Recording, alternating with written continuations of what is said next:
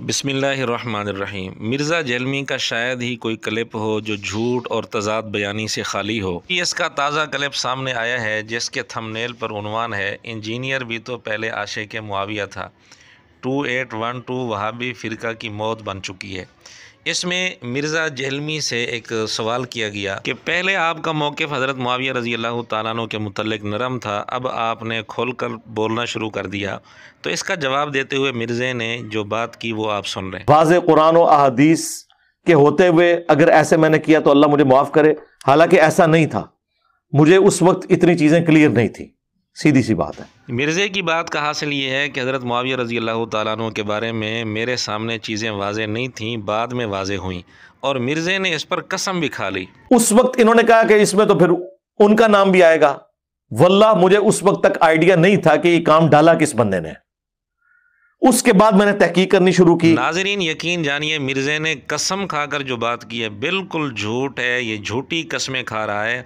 इसका सबूत भी हम मिर्ज़े की ज़ुबान से ही आपके सामने पेश करते हैं। मिर्ज़े ने कई दफ़ा ख़ुद अपनी ज़ुबान से ये बात की है कि मुझे हज़रत मुआविया रज़ी अल्लाह तआला अन्हु के बारे में ये सब कुछ मालूम था, लेकिन मैं इसका इजहार नहीं करता था। हालात को देख रहा था, जब हालात साजगार हुए फिर मैंने ये चीज़ें ऐसा ऐसा खोल कर बयान करना शुरू कर दी।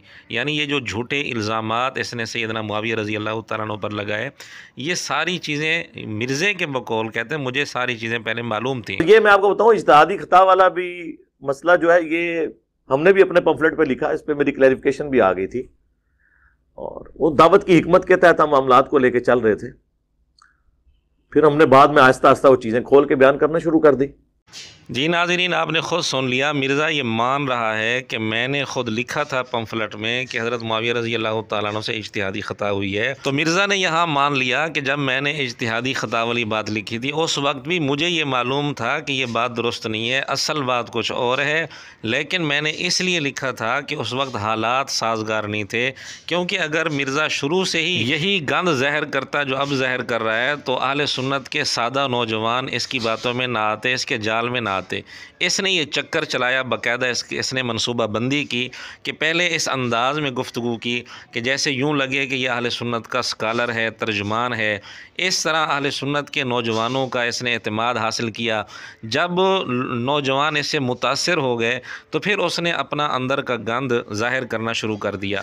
यहाँ ये ख़ुद मान रहा है। इसलिए मिर्ज़ा कसम खाकर जो कह रहा है कि मुझे मालूम नहीं था, मेरे सामने चीज़ें वाज़े नहीं थीं, हमने मिर्ज़े की ज़ुबान से साबित कर दिया कि ये झूठ बोल रहा है और झूठी कस्में खा रहा है। इसको मालूम था और एक मनसूबा बंदी और प्लानिंग के तहत इसने पहले आले सुन्नत के सादा नौजवानों को मुतासिर किया, उनका एतमाद हासिल किया, फिर आहिस्ता आहिस्ता अपने अंदर के बुग़्ज़ को ज़ाहिर करना शुरू किया। हम इस पर एक और सबूत भी खुद मिर्ज़े की ज़ुबान से आपके सामने पेश कर देते हैं। अब वक्त के साथ साथ मैंने चीजों को खोल कर बयान करना शुरू किया। आप लोगों को याद है मेरे शुरू के जो क्लिप्स थे वो हजरत अमीर मुआविया रज़ी अल्लाह तआला के बारे में मैं खोल के बयान नहीं करता था। उसका ये मतलब नहीं था कि मुझे उस वक्त नहीं पता था कि उन्होंने अपने दौरे मलूकियत के अंदर क्या कुछ किया है उम्मत के साथ, बस मैं उसमें पर्दा डाल देता था। फिर जब हालात साजगार हुए तो मैंने उसको खोल कर बयान कर दिया। अब आप फैसला खुद करें कि मिर्ज़ा कसम खाकर ये जो बात कर रहा है कि पहले मेरा मौक़िफ़ इसलिए नरम था कि मेरे सामने चीज़ें वाज़े नहीं थीं और इस पर कसम भी खा रहा है, क्या मिर्ज़े का ये झूठ है या नहीं? मिर्ज़ा झूठी कसम खा रहा है या नहीं खा रहा? बाकी सैयदना मुआविया रज़ी अल्लाह तआला अन्हु के मुतल्लिक़ मिर्ज़ा जो भी मौक़िफ़ इख्तियार करे, इससे सैयदना मुआविया रज़ी अल्लाह तआला अन्हु की शान में कोई फ़र्क नहीं पड़ता।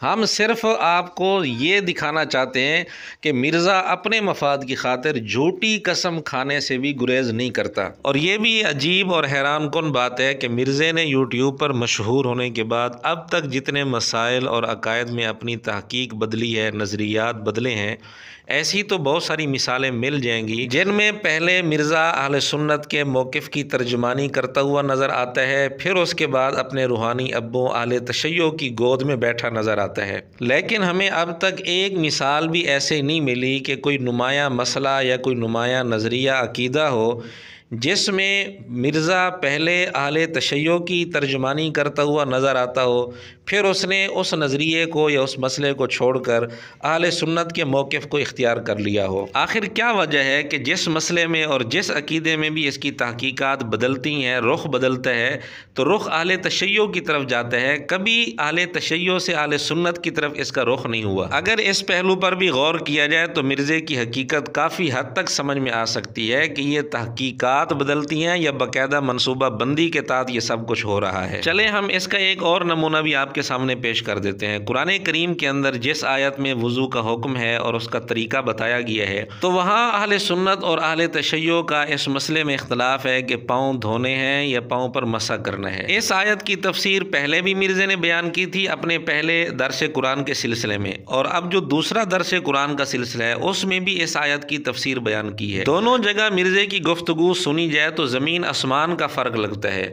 ایک جگہ اہل سنت کی ترجمانی کرتا ہوا نظر آتا ہے، اور پھر اب جو اس نے تفسیر کی ہے وہاں خالصتاً اہل تشیع کی طرف اس کا جھکاؤ واضح طور پر معلوم ہوتا ہے۔ پہلی گفتگو کے وقت بھی اس کا نعرہ یہی تھا کہ میں فرقہ واریت سے آزاد ہوں، میرا کسی فرقے سے کوئی تعلق نہیں۔ اب بھی اس کا نعرہ یہی ہے، آیت پہلے بھی یہی تھی، آیت اب بھی یہی ہے۔ ہم مرزے کے دونوں بیان آپ کے سامنے رکھتے ہیں، پھر فیصلہ آپ پر چھوڑتے ہیں کہ یہ تحقیقات بدل رہی ہیں یا ایک منصوبہ بندی کے تحت یہ سب کچھ ہو رہا ہے۔ مرزے کا ایک لیکچر ہے مسئلہ نمبر 42 کے نام سے، جس میں وضو، غسل، تیمم وغیرہ کے احکام ہیں۔ اس کا لنک آپ کو ڈسکرپشن میں مل جائے گا۔ اس کے اندر شروع کی 5 منٹ کی گفتگو آپ سن لیں۔ یہ لیکچر تو اس کا 10 سال پہلے کا تھا، اور 1 سال پہلے قرآن کلاس 89 کے نام سے اس کی ویڈیو اپلوڈ ہوئی۔ اس کا لنک بھی ڈسکرپشن میں مل جائے گا۔ اس میں 33 منٹ کے بعد تقریباً 15 منٹ کی گفتگو ہے، جس میں اس نے اہل تشیع کے موقف کی حمایت کے لیے بھرپور زور لگایا ہے، اور اس دوسری گفتگو میں وہ سارے اصول اس نے توڑ دیے، پس پش ڈال دیے جو اس نے پہلی گفتگو میں کھڑے کیے تھے۔ کیا کوئی ایک مثال ایسی پیش کی جا سکتی ہے جس میں مرزا پہلے اہل تشیع کے حق میں موقف رکھتا ہو، پھر مرزے کی تحقیق بدلی ہو اور اس نے اہل سنت کا موقف اختیار کر لیا ہو؟ اس کی کوئی ایک مثال مرزا جیلمی کے شاگرد سارے مل کر پیش کر سکتے ہیں؟